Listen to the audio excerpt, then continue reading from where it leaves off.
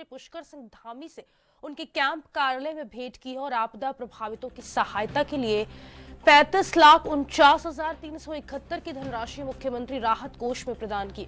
मुख्यमंत्री ने बैंक प्रबंधन का आभार व्यक्त करते हुए कहा कि यह योगदान आपदा प्रभावितों की सहायता और पुनर्निर्माण कार्यों में अहम भूमिका निभाएगा। उन्होंने सराहनीय सहयोग को समाज के सभी वर्गों द्वारा की गई एक महत्वपूर्ण पहल बताया।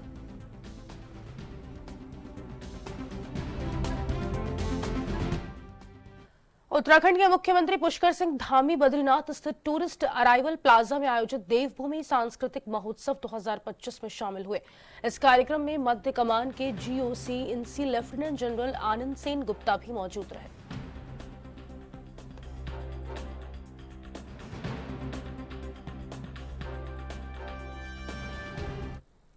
उत्तराखंड के पूर्व मुख्यमंत्री हरीश रावत ने एक इंटरव्यू में कहा कि वे 2027 का चुनाव नहीं लड़ेंगे और पार्टी की जिम्मेदारी चतुर्भुज नेताओं के कंधों पर सौंप दी है, जिनमें गणेश गोदियाल, प्रीतम सिंह, करण महरा और यशपाल आर्य का नाम लिया। इस पर भाजपा प्रवक्ता कमलेश रमन ने पलटवार करते हुए कहा कि कांग्रेस में नेताओं के बीच अलग अलग गुट है और हरीश रावत ने जिन नेताओं को जिम्मेदारी दी है उनके द्वारा पार्टी में अनदेखी की जा रही है।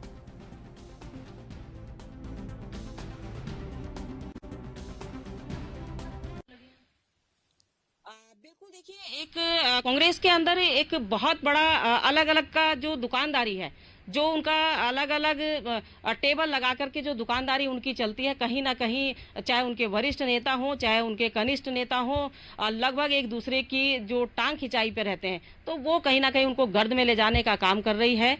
और उन्होंने जिस तरीके से वरिष्ठ नेता हैं कांग्रेस के, उन्होंने कहा चतुर्भुज जो नेता है, हमने उनके कंधों पर जिम्मेदारियां सौंप दी हैं, तो कहीं ना कहीं सबसे ज्यादा टांग खिंचाई तो वही करते हैं। उन्हीं सब कार्यकर्ताओं की जिम्मेदारी आप उनको दें या ना दें, कोई फर्क नहीं पड़ता। लेकिन जिस तरीके से 4x4 के कमरे में जिनको ज्वाइन करने का काम किया था, आज उनको कहीं ना कहीं अनदेखी हो रही है, तो वो भी छटपटा रहे हैं, बौखला रहे हैं। तो कांग्रेस पहले अपने घर के जो अंदर जो उनके क्लेश है, कलह है, उसको कहीं ना कहीं दूर करने का काम करे। रही बात भारतीय जनता पार्टी की, तो भारतीय जनता पार्टी ने इस प्रदेश के लिए, इस देश के लिए विकास करने का काम किया है। जनमानस के बीच में अपनी जो योजना है उनको पहुंचाने का काम किया है। हर व्यक्ति को, हर जनमानस को, हर वर्ग को लाभ मिले हर योजना का, उसका पूरा प्रयास भारतीय जनता पार्टी की सरकार का रहता है। और कांग्रेस के पास तो ना काम है, ना काज है, ना उनके पास कोई नीति है, ना नियम है। तो मुझे लगता है कि कांग्रेस का तो भगवान ही मालिक। मुख्यमंत्री पुष्कर सिंह धामी ने दून विश्वविद्यालय में आयोजित अखिल भारतीय विद्यार्थी परिषद ABVP के 71वें राष्ट्रीय अधिवेशन की तैयारी से संबंधित केंद्रीय टीम की बैठक में भाग लिया। बैठक में मुख्यमंत्री ने अधिवेशन की व्यवस्थाओं की समीक्षा की और इसकी सफलता के लिए शुभकामनाएं दी। मुख्यमंत्री ने कहा कि इस तरह के राष्ट्रीय स्तर के अधिवेशन युवा शक्ति को एक मंच प्रदान करते हैं और राष्ट्र निर्माण में ठोस कदम उठाए जाते हैं। उन्होंने ABVP की भूमिका की सराहना करते हुए कहा कि यह अधिवेशन युवाओं में नए उत्साह और देशभक्ति की भावना का संचार करेगा।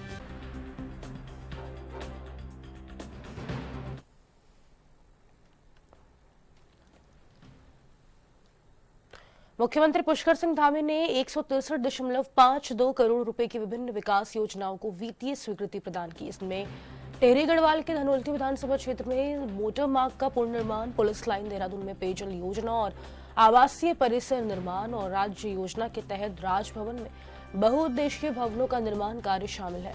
मुख्यमंत्री ने इन योजनाओं के माध्यम से राज्य के विकास को और गति देने का आश्वासन दिया और विभिन्न क्षेत्रों के लिए करोड़ों रुपए के निर्माण कार्यों को भी स्वीकृत किया।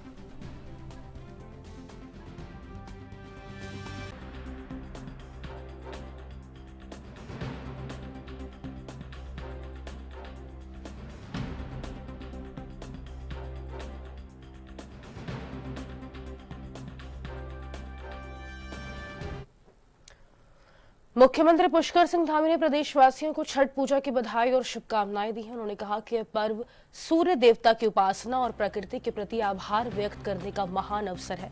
मुख्यमंत्री ने बताया कि छठ पूजा का महत्व केवल धार्मिक आस्था में नहीं बल्कि समाज की संस्कृति, एकता और सौहार्द में भी है। उन्होंने भगवान भास्कर और छठी मैया से प्रदेशवासियों की मनोकामना पूर्ति की कामना की।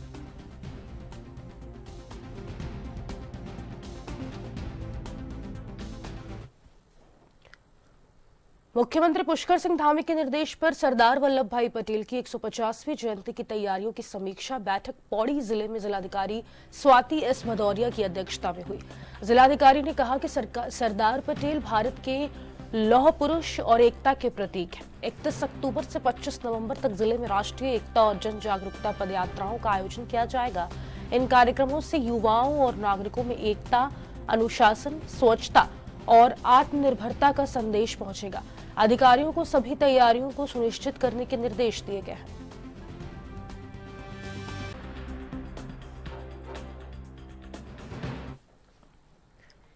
उत्तराखंड को 9 नवंबर को 25 साल पूरे हो रहे हैं। राज्य स्थापना दिवस के मौके पर कांग्रेस के प्रदेश अध्यक्ष करण माहरा ने कहा कि यह खुशी का अवसर है, लेकिन सरकार को कम से कम 9 से 10 दिन का विधानसभा सत्र बुलाना चाहिए था। सत्र में जनता से जुड़े मुद्दे उठाए जा सकते थे। उन्होंने कहा कि भाजपा सरकार में 2 बार भर्ती घोटाले हो चुके हैं और सत्र गैरसैंण में आयोजित होना चाहिए था। करण माहरा ने सरकार पर जनता के प्रति जवाबदेही न निभाने का आरोप भी लगाया।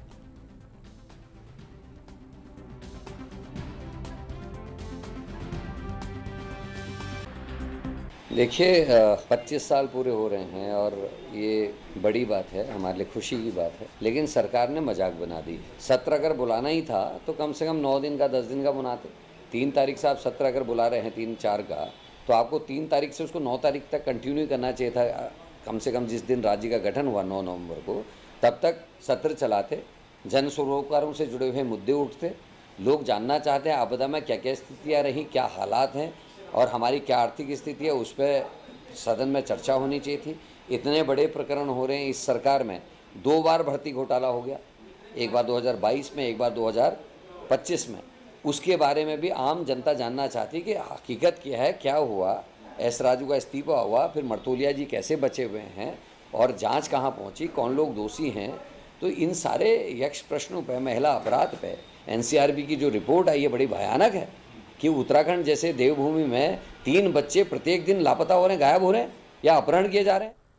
देहरादून की ट्रैफिक समस्या को हल करने के लिए उत्तराखंड सरकार की महत्वाकांक्षी परियोजना रिस्पना बिंदाल एलिवेटेड रोड का काम तेजी से आगे बढ़ रहा है। इस परियोजना का एक प्रमुख पहलू यह है कि इनमें नदियों की चौड़ाई बढ़ाई जाएगी। लोक निर्माण विभाग के सचिव पंकज कुमार पांडे ने बताया कि लीगल एग्जीक्यूशन और जन सुनवाई का काम अंतिम चरण में है। नेशनल हाईवे अथॉरिटी से डिजाइन पास हो चुका है और नवंबर के पहले सप्ताह में अलाइनमेंट का काम पूरा कर लिया जाएगा।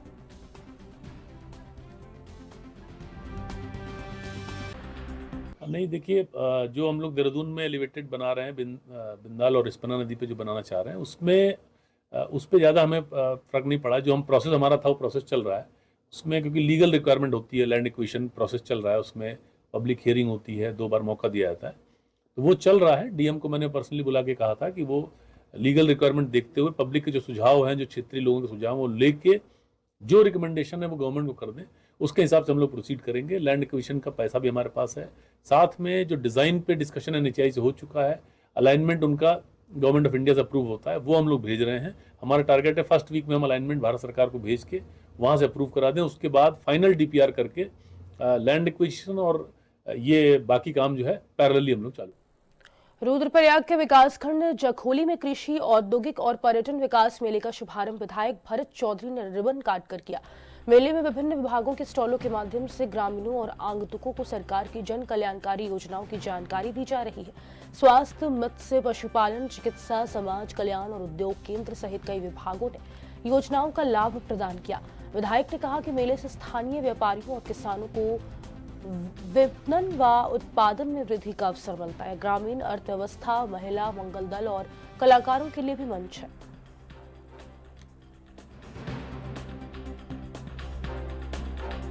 जी देखिए, हर वर्ष की तरह इस बार जखोली विकास कृषि मेले का भव्य शुभारंभ यहाँ पर हुआ है और इसमें लगभग सभी विभागों के द्वारा अपने स्टॉल लगाए जाते हैं, जिसमें सरकार के द्वारा, चाहे वो केंद्र सरकार हो चाहे प्रदेश सरकार हो, सरकार के द्वारा जनता के लिए जो भी योजनाएं संचालित की जा रही हैं उनकी जानकारी यहाँ पर दी जाती है।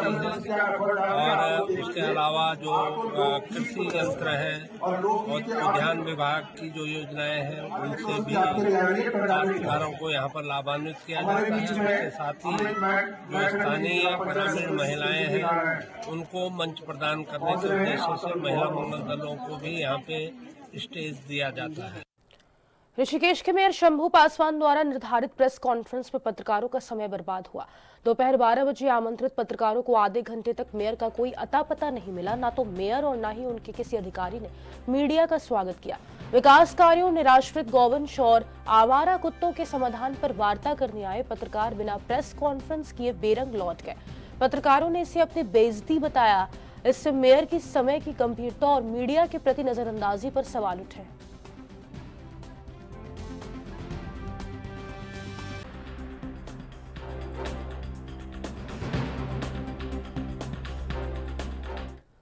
रुक रहे हैं यहाँ पर एक छोटे से ब्रेक के लिए, फौरन लौटेंगे। आप बने रहे एनबी न्यूज के साथ।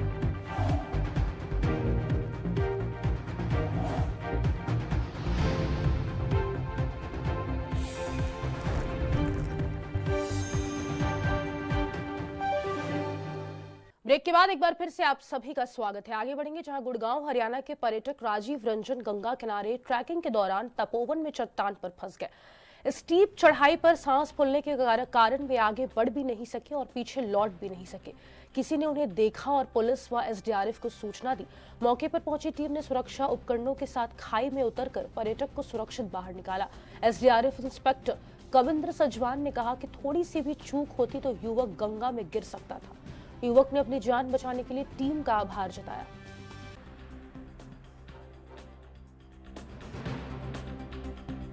मेरा नाम राजीव है। मैं जमीन से ऊपर आ रहा था लेकिन बीच में रास्ता नहीं था तो मैं बुरी तरह फंस गया था। लास्ट के 10 मीटर बहुत चढ़ाई बहुत ज़्यादा थी, नीचे का भी रास्ता नहीं था। फिर एनडीआरएफ की टीम आई, उन्होंने बहुत एसडीआरएफ की टीम आई, उन्होंने बहुत शानदार काम किया और 10 मिनट में मैं सेफली ऊपर आ गया। बहुत बहुत शुक्रिया टीम का, हमारी पूरी टीम का, जिन्होंने समय पर आकर मुझे और तीर्थ नगरी ऋषिकेश में कुछ पर्यटक मां गंगा का सम्मान नहीं कर रहे। जूते चप्पलों के साथ गंगा में नहाना और किनारे मदिरापन करना आम हो गया है। सोशल मीडिया पर ऐसी कई वीडियो वायरल हो रही है। राष्ट्रीय हिंदू शक्ति संगठन के प्रदेश अध्यक्ष राघवेंद्र भटनागर ने कहा कि त्रिवेणी घाट पर ऐसी हरकतों को रोकने की कोई व्यवस्था नहीं है। उन्होंने जिम्मेदारों से तत्काल कड़ी व्यवस्था बनाने की मांग की और चेतावनी दी कि अगर सुधार नहीं हुआ तो आंदोलन किया जाएगा ताकि मां गंगा की आस्था बचाई जा सके।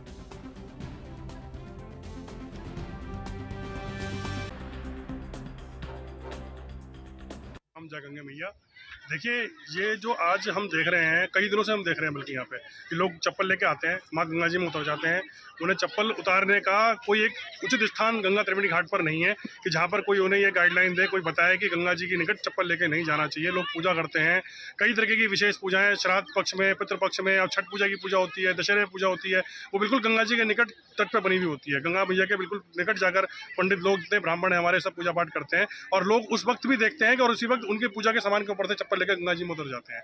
इसे देखने का, रोकने का कोई यहाँ पर प्रबंध नहीं है, कोई ऐसा प्रबंध नहीं दिखाई देना जा रहा है।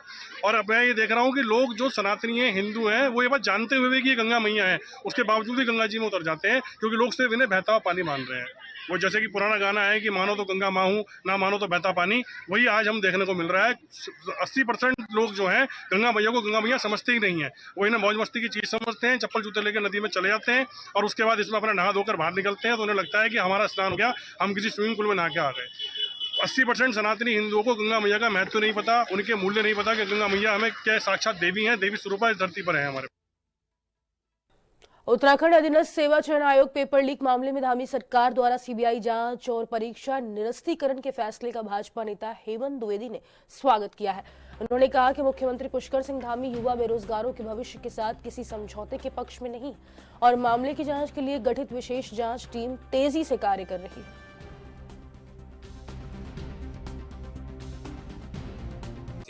एक तो इसकी सीबीआई की जांच की जाए और एक इसकी परीक्षा निरस्त की जाए। उन्होंने सहसी इसको स्वीकार किया और उन्होंने दोनों मांगे जो है कि मानी है और निश्चित ही इसमें निष्पक्ष जांच, जो अभी जांच समिति बनी थी जस्टिस ध्यानी जी की अध्यक्षता में जो है, तो उन्होंने अपनी रिपोर्ट सबमिट कर दी और उस रिपोर्ट के आने के बाद ही तत्काल जो है माननीय मुख्यमंत्री जी ने निर्णय लिया और उन्होंने SSC की जो यूपीएससी की परीक्षा है उसको निरस्त कर दिया है। समझता हूँ कि पूरी पारदर्शिता और ईमानदारी के साथ में जो राज्य के युवाओं की जो अपेक्षा है सरकार से, और सरकार उसके लिए बहुत ही गंभीर है कि ऐसे हल्द्वानी के लाल डांट स्थित साकेत कॉलोनी में एक बटाईदार की झोपड़ी में आग लगने से सिलेंडर फट गया। घटना के समय परिवार दीपावली मनाने अपने गांव गया हुआ था, जिससे कोई जनहानि नहीं हुई। स्थानीय लोगों ने आग की लपटें देख फायर ब्रिगेड और पुलिस को सूचना दी और दमकल कर्मियों ने कड़ी मशक्कत के बाद आग पर काबू पाया। प्रारंभिक जांच में दीपावली का रॉकेट झोपड़ी में गिरने से आग लगी थी। दमकल विभाग ने लोगों को सुरक्षा जांच की अपील की है।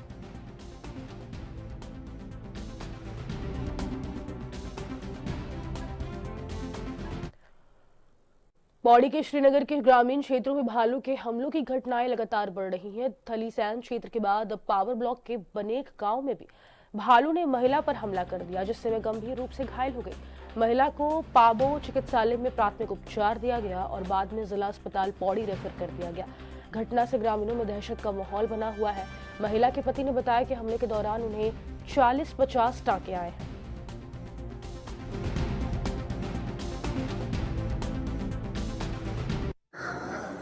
हमारे कल शाम को 4-4:15 बजे करीब घटना घटी। अचानक रीछ का हमला हुआ। गाय लेने गई थी मोड़ने, अचानक ही रीछ ने हमला किया। उसके डर के मारे नीचे गिरी, कुछ चोट आई है। उसके बाद गांव वालों को जैसे ही सूचना मिली, हम भी गए, गांव वाले भी गए। लेने गए तो 1-1.5 घंटा 2 घंटा रास्ते में लग गया। कुछ 108 भी थोड़ी लेट हो गई। उसके बाद पावो आए, पावो में ट्रीटमेंट किया। उसके बाद उन्होंने हमें रेफ़र किया पौड़ी में। रेफ़र करने के बाद यहाँ के डॉक्टर जो है, डॉक्टर तो बहुत अच्छे थे, उन्होंने अच्छा इलाज किया। इमरजेंसी में उन्होंने कहा भी है कि जो पावो वाले ने अच्छा ट्रीटमेंट दिया उसको। उसके बाद जंगल विभाग वाले कल आए थे, पावो में भी आए थे, अच्छा वो किया। कल शाम को आए थे, आज सुबह नहीं आए, आना था उनको, अभी तक यहीं तक। ये रीछ है जी, रीछ द्वारा, भालू जैसे कहते हैं, वो रीछ द्वारा हमला हुआ है। बहुत ही ज़्यादा हमला है। 40-50 करीब तो टांके आए हुए हैं अंदर बाहर, और गंभीर रूप से बहुत ही घायल है। आवाज़ भी नहीं आ रही है, खाना भी नहीं खा रही है, उठा के पानी पिलाना पड़ रहा है उसको, बहुत परेशानी में है। पाबो से हमारे पे कल रात को आई थी हमारी इमरजेंसी में बियर बाइट का। जो इनकी राइट थाई है उसके अंदर के हिस्से में उसने बाइट किया था। पूरी डीग्लविंग इंजरी थी, मसल तक कटी हुई थी। तो हमने अंदर से लेके लेयर बाय लेयर स्किन तक पूरा सूचर किया है। अभी पेशेंट आईवी एंटीबायोटिक्स पे है, आईवी फ्लूइड्स पे है, ठीक है। और साथ में हमने इनको टेटनस का इम्यूनोग्लोबुलिन और टेटनस का इंजेक्शन चला दिया है। अभी हम 3-4 दिन इनको ऑब्जर्व करेंगे, उसके हिसाब के बाद हम इनको घर भेजा जाएगा। बाद में टाँके 14 दिन बाद कटेंगे। तभी अच्छी है, पेशेंट को धीरे धीरे चलाना शुरू करेंगे अभी, है ना। और बाकी तो पेशेंट बाकी तो देखिए जी, टाँके ऐसे गिनने तो सही नहीं है थे उसमें, क्योंकि उसमें आप मान के चलिए, अगर आप सोचिए मांसपेशी तक कटी हुई थी तो आप मान के चलिए हमें अंदर से सिलते हुए आना पड़ा। तो जो नॉर्मल जो हमारा टाँका होता है, अंदर ही अंदर में मेरे 2 या 3 टाँके तो पूरे यूज हुए हैं। उसके ऊपर बाहर जो स्किन पे लगा है वो एक टाँका यूज हुआ है। तो मैं ऐसे आपको नंबर तो नहीं बता पाऊंगा ऑब्वियसली बात है, मगर हाँ ये है कि अंदर से सिलते हुए आए तो काफी सारे टाँके लगे। नैनीताल के जिलाधिकारी ने भीमताल विकास भवन में जिला योजना की बैठक में भाग लिया है। इस अवसर पर भीमताल प्रधान संगठन ने उनका स्वागत किया। बैठक में जिलाधिकारी ने विकास कार्यों की समीक्षा की और कहा कि मुख्यमंत्री के दिशा निर्देश में पीडब्ल्यूडी और एनएच द्वारा सड़कों को गड्ढा मुक्त किया जा रहा है। इसके साथ ही सिंचाई विभाग द्वारा गुलो पानी की समस्या का शीघ्र समाधान करने की बात की गई, ताकि किसानों को समय पर पानी मिल सके। जिलाधिकारी ने सरकार की योजनाओं को जमीन स्तर पर शीघ्र पूरा करने पर जोर दिया।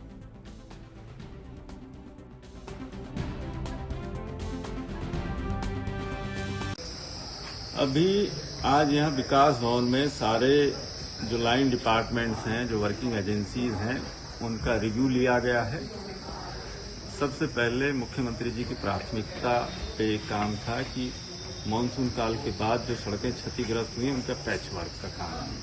तो उसमें आज जो वर्किंग एजेंसीज हैं, पीडब्ल्यूडी, एनएच, इन लोगों का है कि काम अभी अधूरा है, क्वालिटेटिव पैच वर्क करवाएं और समय से करवाएं। इन लोगों की निरंतर निगरानी के लिए हम अपने मैजिस्ट्रेट्स लगा रहे हैं। इरिगेशन डिपार्टमेंट के इश्यूज भी हैं कि इस समय रबी का सीजन शुरू होने को है और अगर गूलों में पानी नहीं गया तो काश्तकारों को उससे दिक्कत होगी। गूलों को रेस्टोर करने के लिए कहा गया है। दैवीय आपदा के जितने फंड्स हैं वो सारे रिलीज कर दिए गए हैं। ऑल एजेंसीज को कहा है। कैबिनेट मंत्री गणेश जोशी ने हाथीबीड़ कला स्थित कैंप कार्यालय में जल संस्थान, जल निगम अधिकारियों और स्थानीय जनप्रतिनिधियों के साथ बैठक की। बैठक में उन्होंने मसूरी विधानसभा क्षेत्र में पेयजल उपलब्धता और विकास कार्यों की समीक्षा की। अधिकारियों से कार्यों की प्रगति रिपोर्ट प्राप्त की और यमुना पेयजल पंपिंग योजना के तहत पानी की उपलब्धता सुनिश्चित करने के निर्देश दिए। मंत्री जोशी ने कहा कि सरकार आमजन की मूलभूत सुविधाओं के लिए निरंतर प्रयासरत है और पेयजल में लापरवाही नहीं होगी।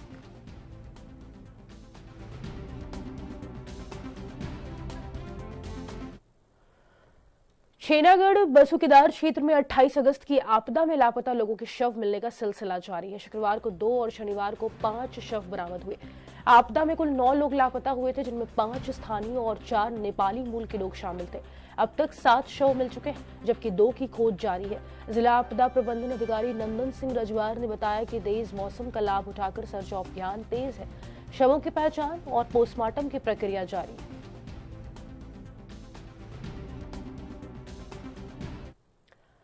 हाल ही में राजस्थान के जैसलमेर में एसी बस में लगी आग के कारण 20 लोगों की मौत और 17 लोग गंभीर रूप से घायल हो गए थे। इस घटना को देखते हुए देहरादून के आरटीओ प्रशासन संदीप सैनी ने सभी बसों में अग्नि सुरक्षा के इंतजाम करने के निर्देश दिए हैं। उन्होंने बस संचालकों से कहा कि वे बसों की वायरिंग की जांच करें और अग्निशमन यंत्र की भी सही स्थिति की जांच करें। साथ ही चालक को उसे उपयोग करने की ट्रेनिंग भी दें।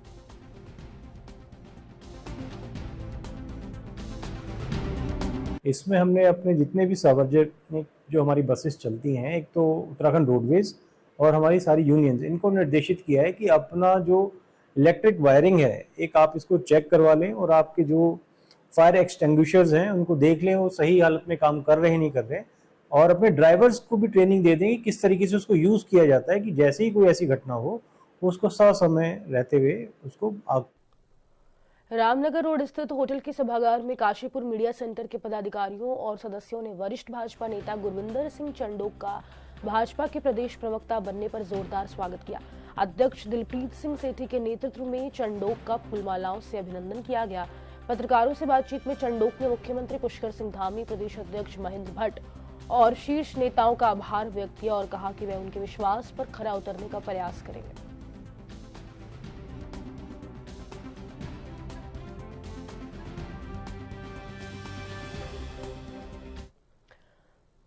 तो फिलहाल के लिए इस बुलेटिन में बस इतना ही। मुझे दीजिए इजाजत। नमस्कार।